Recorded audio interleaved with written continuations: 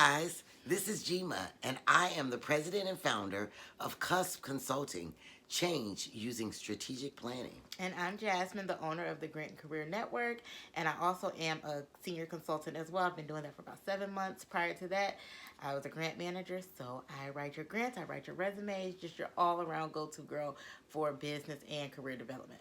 And I am a consultant as well, and I've been doing it for probably closer to 20 years. I provide large organizations, organizational change management, IT strategy. If you're looking to change the trajectory of your career, change how you're looked at, really take your career to the next level, I'm your girl. So today, guys, show me your 5 friends, and I'll show you the trajectory of your career. Or your life. Yeah, they say your network defines your net worth. So, with that, Okay. 5 friends. Think about your 5 closest friends or associates. What attributes? I don't need you to name those people, but Okay. name the 5 attributes about those folks and why you keep them around and how they help you get to the next level. The 5 closest people to me, I think I would say uh, honest, honest slash transparent. I would say loyal. I would say ambitious. I would say rich AF. And I would say, let me see. Mm. Well, Wow. messy. Completely opposite for me. Mine would probably be more like my safe place. So grounded. I'd go with prayerful. I'd go with funny. I'd go with meticulous and perfectionist. Okay. Yeah. I think because I know your people, I was kind of like putting them there. I wonder if you were doing the same with me. But, okay. Yeah. So, I mean, with that, we talk many times. You know, you've heard people talk about you can't take everyone with you. Occasionally, you grow out of friendships or you grow out of, some people can only go so far with you as you catapult up the career ladder. I think that that's not necessarily always the case. I think there is a time and a place for everything. A lot of my friends and confidants I don't work with. That's my safe place. It's my place I can go and vent. It's my place I can go and be me. I find that just naturally there's almost like 2 sides of me. There's the cool side that those friends I'd said no, and then there's the professional side that my colleagues and clients tend to know. Okay, so do you think it's ever okay to say you meet a colleague, y'all start becoming friends, y'all start being cool? Is there ever a time where you will let your guard completely down and allow them to see who we see, your family, your close friends see? Have you ever had a coworker where y'all have gotten that close where they've become a friend or a family member and they've seen you in your authentic personal self life? No, not naturally. Now, if I leave the job, Okay. then I typically will befriend them and they might get to see another side of me. But if we still work for the same company for the most part, I'm going to be pretty much, you know, in that work bubble. I'll show a little bit of my personality. I'm naturally goofy. I like to have fun. I think most of my peers would say, she's fun. She's always bringing something different, to the group. But to just sit up and chit chat and lollygag, nah, that's not my style. Yeah, no, I definitely had a friend lose a job for being too friendly with a coworker. So he befriended he told me the story when we worked together. I hope he doesn't watch this, but he befriended his colleagues on social media or whatever, and he had like just a whole bunch of like sexual deviant things that he posted on his social media, and he said kind of like crazy type of things on his social media, and give it's his social media, and if it was a private account and none of his coworkers had access and it never got back to work, then I mean maybe his people in his personal life might have judged his character, but once he got back to the office and it was like you know very sexually deviant things that he was posting. Like the company didn't want that as their reputation, so they found another reason. But 2 weeks later, so ultimately it was for that. Yeah, and I agree. I think he probably should have been terminated. There was actually a huge news story where the one of the big wigs, a manager at the Veterans Hospital, Hmm. decided that he was going to work from home that day and decided on his Facebook that he took a picture of himself in the bath with Hmm. one of them little things across his thing. It's like, this is my office for the next 2 hours. And He got in trouble for that. somebody that he thought was his friend that was in his Facebook took it back to work, and it made it to the news, and it became a big problem. And I would be a proponent for termination, and only because there have been so many people that need these veteran benefits, people getting legs and eyeballs, losing limbs. Meanwhile, you sitting up in the tub taking a meeting. It just is not a good look. It's not a good look for the organization. I get it. So sometimes you need to have a And if he clear wasn't friends divide. with them on social media, they would have never known. There's No, that. no. So, but there was a time. So, using another story, I saw. I don't know if you ever saw this one, but this lady, she actually had became very cool with her boss. So much so that he hired her. We didn't hire her, but he had her work for free at his wedding. He got married. He needed her to be the bartender, right?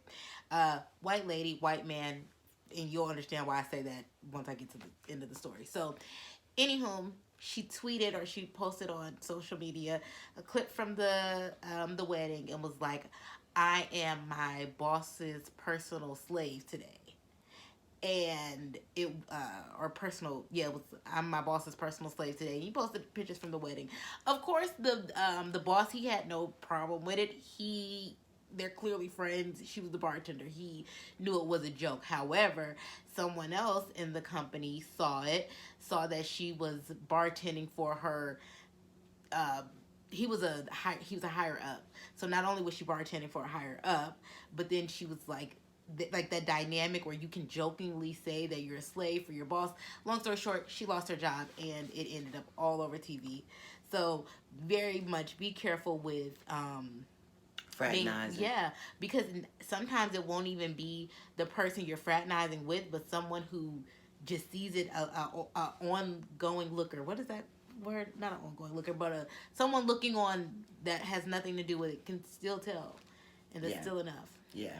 So I think there should be a divide. I think there needs to be your professional side, and then there needs to be your personal side. And then most Hmm. importantly, everything just doesn't go on social media. Right. And that's the problem with the social media phrase and phase that we live in this day and age. Well, taking social media out of it, though, I do think it is hard to be, because so in one breath we're saying, okay, don't be friendly with your coworkers or too friendly with your coworkers, but in the same breath we also say we don't want to, and especially in the minority community, we say things like we don't want to assimilate or we don't want to change who we are, we don't want to have to stop wearing our braids and things like that when we go into the workplace. So how where is that balance where I can be my true self and my professional self? Like, how do you find that middle ground, that middle boundary without crossing over into unwanted territories, uncharted territories?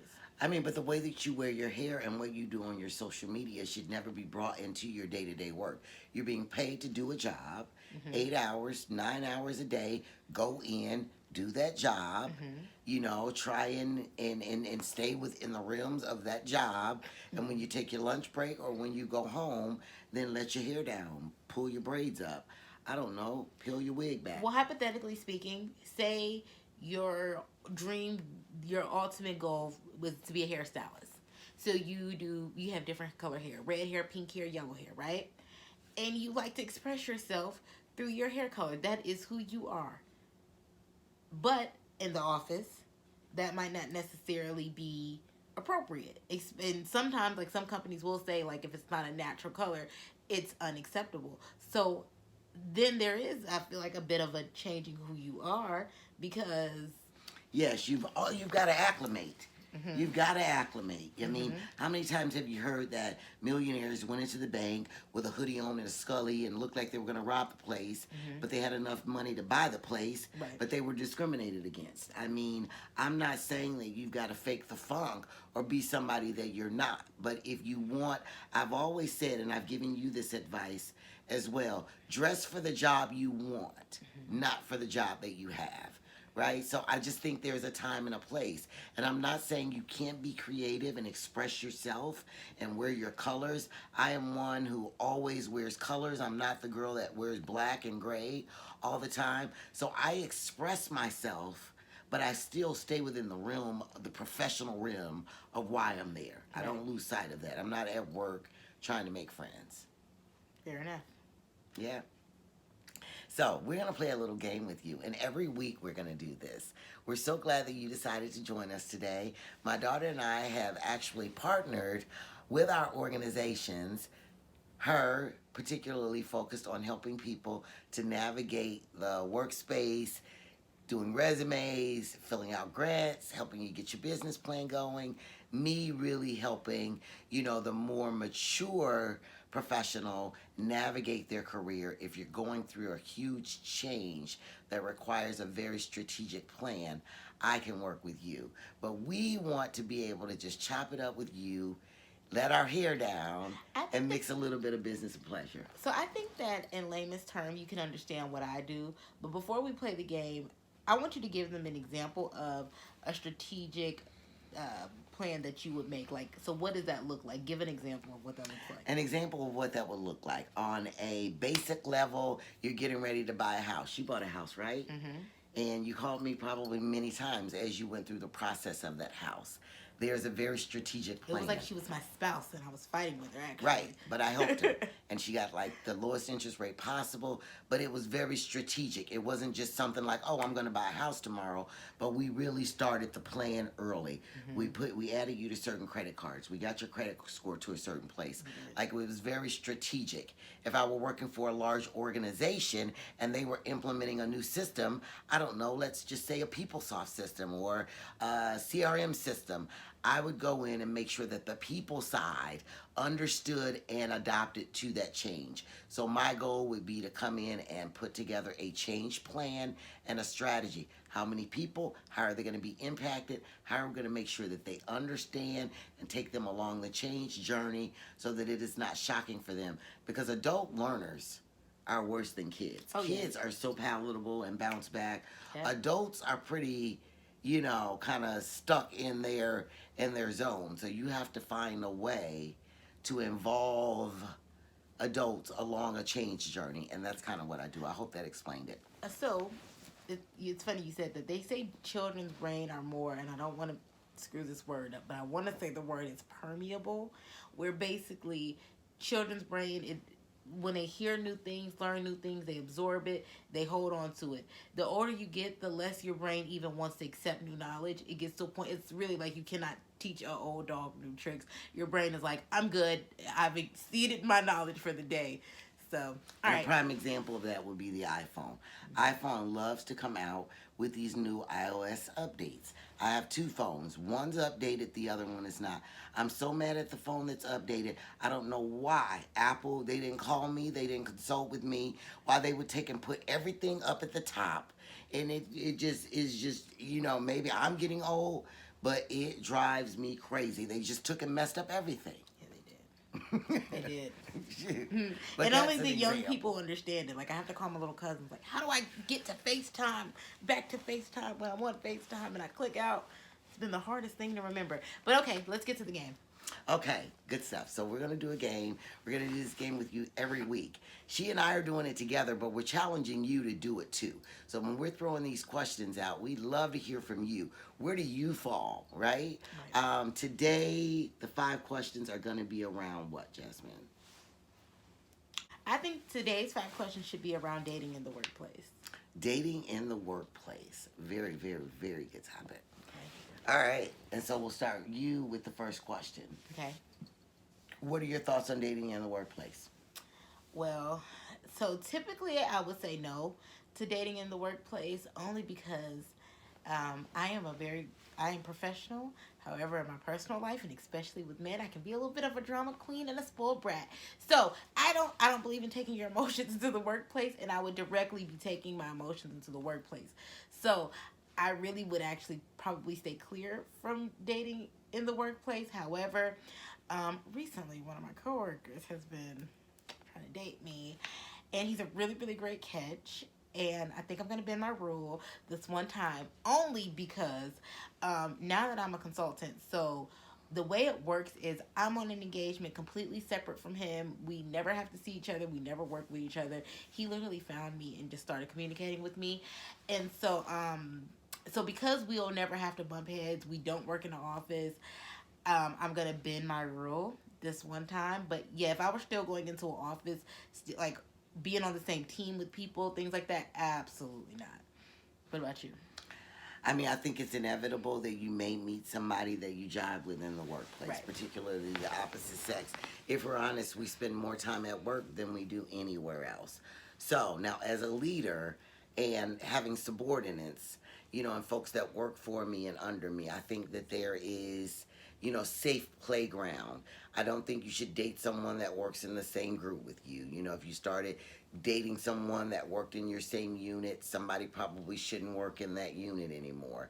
But yeah, I don't think there's anything wrong with dating in the workplace. It's actually funny because one of my friends recently told me that he was dating a girl that reports to him, No. and then he found out she was cheating on him. And how do you deal with that? How do you deal with that? I would have lost my mind, and then there's there's when you lose your job right there. So Or I you go think to human resources and request a transfer. Or you go and find you another job. Because if you're not emotionally stable enough to handle it, then it's almost like don't play with fire and you won't get burned, sort of that analogy. So I think it takes mature people to attempt to even date, in the workplace. But there's this yeah. whole norming, storming, and performing. And if it's going to affect your performance, don't do it. Okay. Question number 2. Would you be willing to relocate for a job or a mate? I would relocate for both easily. I love traveling. I actually don't want to live in Atlanta anymore, so say the word, I'm on my way. Yeah, and I'm a little bit probably on the opposite spectrum. I lost my mom recently, so that is giving me a little bit more freedom and flexibility in terms of navigating. But I don't know. I don't know. It would have to be a lot of money, and it would have to be a short-term engagement. It would have to be some rules around it. Like I'm a control freak, and so for me and where I am in my life and my career, I wouldn't want to do. It wouldn't be easy. What would you say? What would you say the that dating has done? What has been the biggest con that your career has done to your dating life? Oh, absolutely, put it on ice. And but it's a choice. It's been my choice, not by force. So raising a child as a single parent into a productive adult and focusing on my career pretty much had my dating career null and void. And then I had this miraculous idea that like when she left and went away to college, then all right, I'll start dating. And the dating game had changed dramatically, and I'm just like, oh my God, I almost rather just cut all my hair off. Yeah, so what about you? What has your job or how has your career affected your dating life? So to be honest, my career is my biggest insecurity in dating, and that is so sad. I should be proud of my accomplishments, and I do not tell men what I do for a living. As soon as we get to the conversation of what do you do, what do you do? Let's talk about your job. Let's talk about what you do.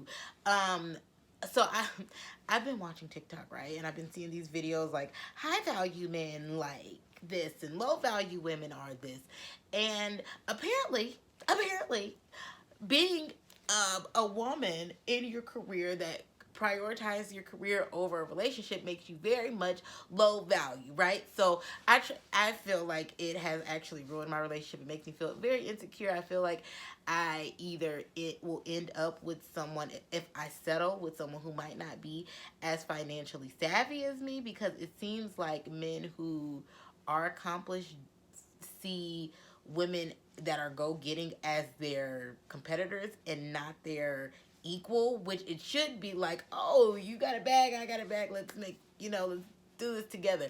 No, I think that a lot of times men are looking for somebody to be subservient. And I can't do that and I work 12-hour days. I just can't. So, yeah, it sucks. And but it sucks because I really prioritize and I want a relationship. So it's one of those things where it's like, why won't somebody just, you know, see that and think it's dope? See the career and think it's dope. See the career and be like, oh, together we could buy, $1 million home. No, they don't see it like that. Yeah, because most men want to be the head. Most men want to be the leader. Most men want to be sought after. So if you have all the answers, if you have everything, what is his role? What role can he play? You still need to pay these bills. And you still need to cook this food.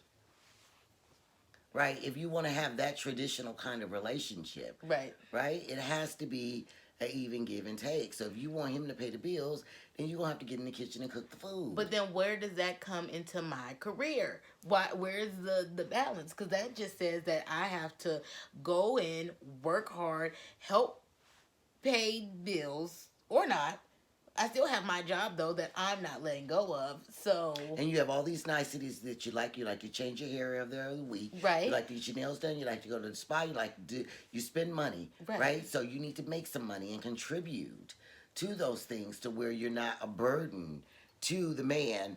Yeah, a man should be the provider in the traditional sense. But the reality is most men, particularly black men, make less. don't make as much as women. And so that's where that contention comes in. And that's where the insecurities come in because I remember I had an ex I was dating and I was making a lot more money than him, but I was like, let me help you get a job. I can help you get a job with this airline. And he told me that I wanted a Build-A-Bear man. Like he said that. You remember that. That's why you're laughing. He said that I wanted a Build-A-Bear man. And no, I don't.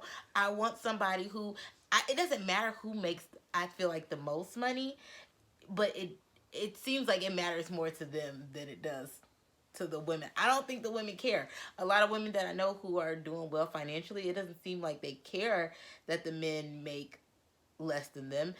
Men care that the women make more. And not on men. Not on men. I've dated different men, and there's the ones that are very secure in what it is they're doing. I've dated the executive type level guy, and my job has never really been an issue. He doesn't want to sit and talk about work, right? He wants to see a whole nother side, wants to see me let my hair down. And then I've dated the one who somehow makes it this competitiveness between us, and so he feels flawed because and I try and be as humble as I can, but the reality is two is better than one. So California Bay, he is the only guy that I've dated where I felt like my career, I actually could step it up a little bit. Like actually him and the one that ruined my birthday. Yeah. They helped me realize, like, I could step it up. So, but yeah, I've dated men and then I've dated men that I really liked, and it wasn't about equitability. It was about other things, right? Well, I think that's a good question. I guess it kind of goes into money, but money and career are one and the same. Would you date somebody in a less prestige, less money-making career than you? Absolutely. My life, my role, my job, my money does not define who I am. Ultimately, I already have happiness. So if somebody is going to come and add an abundance to that happiness. Now, I'm not looking for nobody that's going to be a liability. Don't get it twisted. Okay. So don't hit me up. Don't find me because I'm not looking to be a sugar mama.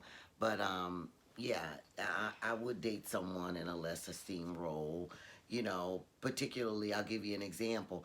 A lot of the men that I find interestingly dope are the ones that, enrolled in the military early on.